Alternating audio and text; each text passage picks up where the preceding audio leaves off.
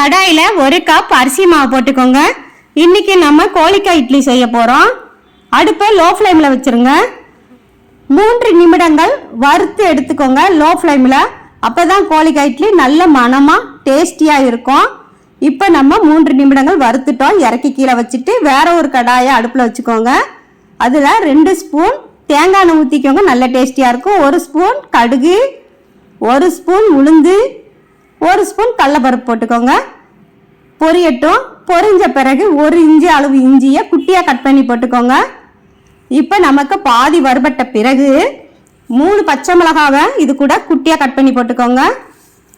2 கொத்து கருவேப்பிலையும் குட்டி குட்டியாக கட் பண்ணி போட்டுக்கோங்க. அப்போ தான் நல்லா பார்க்குறதுக்கும் அழகாகவும் இருக்கும், சாப்பிட்றதுக்கு டேஸ்டியாகவும் இருக்கும்.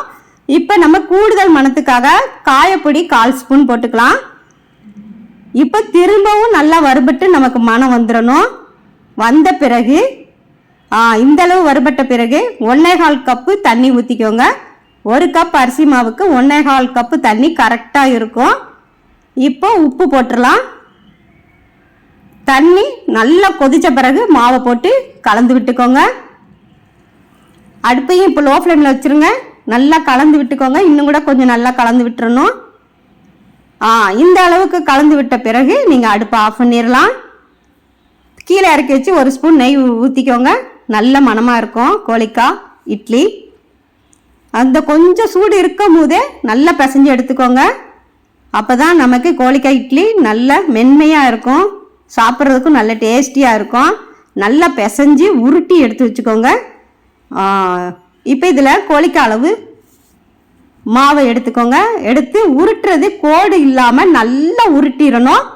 அப்போ தான் நல்லா டேஸ்டியாக இருக்கும் கோழிக்காய் இட்லி. தண்ணி கொதிச்சுட்டு இப்போ இட்லி தட்டை தூக்கி வச்சுக்கோங்க. அது மேலே உருட்டி வச்சதை பாருங்கள். அந்த கோழிக்காய் இட்லி வந்து எவ்வளோ இதாக இருக்குது பாருங்கள், நல்லா உருட்டி இருக்குது பாருங்கள். இந்த அளவுக்கு நீங்கள் உருட்டிக்கணும். 10 நிமிடங்கள் வேகட்டும். 10 நிமிடங்கள் கழித்து பாருங்கள் நமக்கு கோழிக்காய் இட்லி எவ்வளோ சூப்பராக ரெடி ஆகிருக்குன்னு. இப்போ அடுப்பை ஆஃப் பண்ணிவிட்டு நீங்கள் கீழே இறக்கி வச்சுக்கோங்க தட்டை.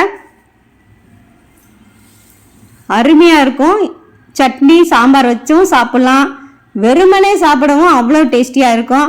நான் ஒரு உருண்டையை உங்களுக்கு லேசாக அழுத்தி காட்டுறேன் பாருங்களேன், உங்களுக்கு எப்படி இருக்குன்னு பாருங்கள்.